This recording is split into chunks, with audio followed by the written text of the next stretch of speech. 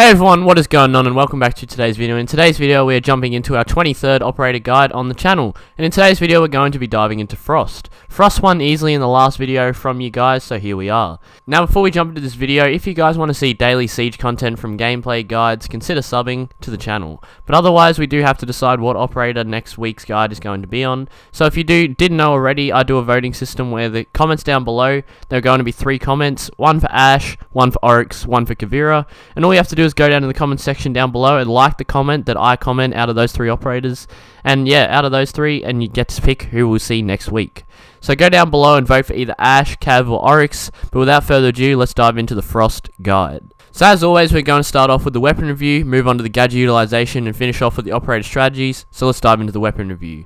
Frost has an interesting loadout in my opinion, with a lot of different playstyles packed into the one operator, but firstly, her main primary weapon she has access to is a 9mm C1 submachine gun. This weapon is actually a rather hard hitting weapon, packing 45 damage on 575 rounds per minute, and that damage count is honestly very high for an SMG, but the thing that brings it down is its fire rate. It is a much slower shooting weapon than the majority of other SMGs in Siege, but overall this weapon is still very powerful, having that high damage count. It is very helpful in slower gunfights, where it may be one-top battles instead pushes. But it is still very effective in majority of situations. The only place it lacks would be close range, as unless you headshot the enemy, the slow rate of fire is going to let you down against majority of attackers' weapons.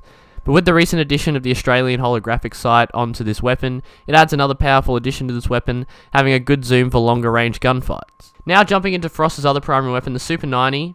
This shotgun on its statistics doesn't seem to be too good, with 35 damage a shot, but you can shoot this gun basically as fast as you can tap your trigger, and if you get into a close range battle against this, by the time you can react to shoot back, you've already had 2 to 3 shotgun shells pumped into you. The fire rate on the Super 90 is incredibly powerful, and what makes up for its lower damage compared to other shotguns is that, although this shotgun is great and probably one of the only shotguns I'd recommend you guys bring in ranked, I'd still suggest that you take the advantage of the 9mm C1 due to its obviously being a range weapon, which comes in handy far more than a shotgun would at close range, which is really the only time you'll ever find yourself wanting a shotgun. And another reason this shotgun can't be properly used is Frost has a solid secondary arsenal, but not anything crazy. She has access to the MK1 9mm, which is a semi-automatic pistol that deals 48 damage a shot. Having that damage count is pretty strong, but pistols are pistols, so if you want to try and avoid any gunfights against an assault rifle with a pistol, so obviously you're going to want to pack with everything you can against an assault rifle like the 9mm. As the best loadout, and when you're using the Super 90, I doubt you're ever going to need your pistol. So in terms of her equipment, now, she has access to the bulletproof camera and the deployable shield. Both of these gadgets are also as effective as each other. If on site where you need that extra intel, the bulletproof will come very in handy, and if you require deployable for strategy, then bring that and it will come in handy there as well. So really, equipment is always personal preference. This is what I say every time. Now after the weapon review, we're going to move on to the gadget utilization. So I'm sure as majority of you know, Frost has access to the Welcome Mat gadget. This is a deployable bear trap that you can place anywhere on the floor across the map, where if an attacker hops into it, it will instantly put them into an injured state and they cannot move anywhere at all. And along with this, Frost gets the trigger that she or he is injured somewhere, and they get it on the HUD setting because they obviously get the injure prompt, which most people have on. But obviously, if you don't have your HUD on, you'll probably hear them get frost matted if you're close by anyway.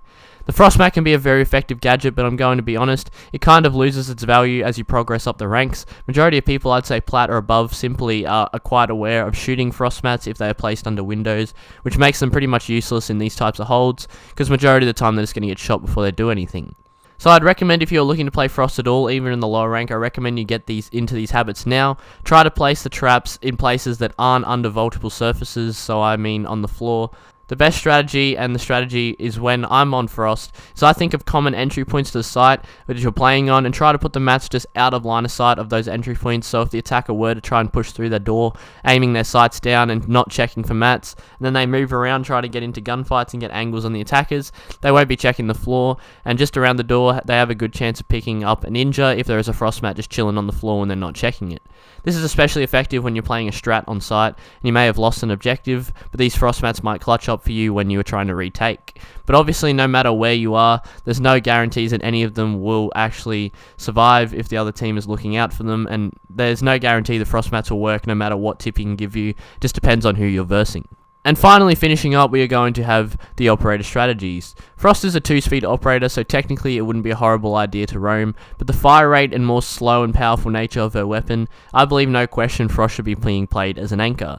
Now, before we dive into the rest of this, I'm just going to make this is out of script, but in the clips in the background, you're probably going to see me roaming, and when you hear me talking about this, you can probably get like, why are you roaming? Well, I produce daily videos, so when I am getting my clips for my videos, I obviously, but you guys probably know by now, I do them in casual majority of the time, because I do not have time to get ranked clips, because ranked games go a lot slower, they're a lot more slow paced, the majority of the time you're not even going to get a kill if you're playing an anchor site, because if you have reliable roamers, they're going to take people out one by one. So I just wanted to touch on this before someone comments it, but yeah, obviously I'm roaming in the background in the clips. I'm just trying to say that in casual, you can be you just do whatever you want. It's only casual, nothing really stressful. It's casuals just to have fun, and obviously I was getting my clips here for you guys to enjoy in the background, so just to touch on that before we move on. Now, majority of the time, I believe you should also put your frost mats around the objective, because the best time to catch an enemy is when they are not paying attention in a late game situation when they're trying to take sight.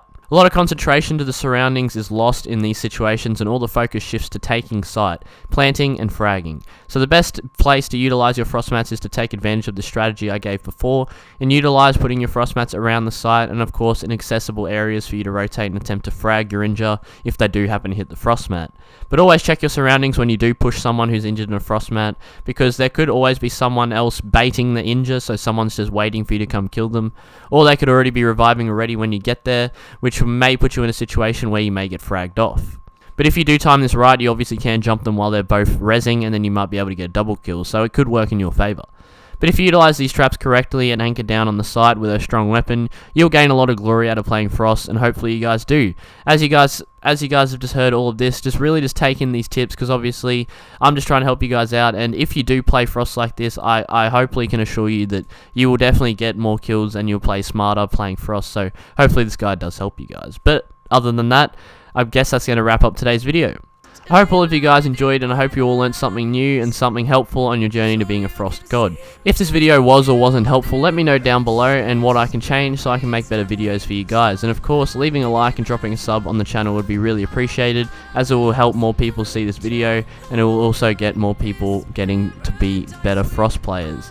So other than that, it will also give you daily Siege content for you guys to enjoy. I also stream on Twitch every day except for Saturday from 7:15 PM Australian Eastern Standard Time. I'd love to see you guys there as well. But otherwise, I hope you guys enjoyed. Good luck playing Frost, and I'll catch you guys later.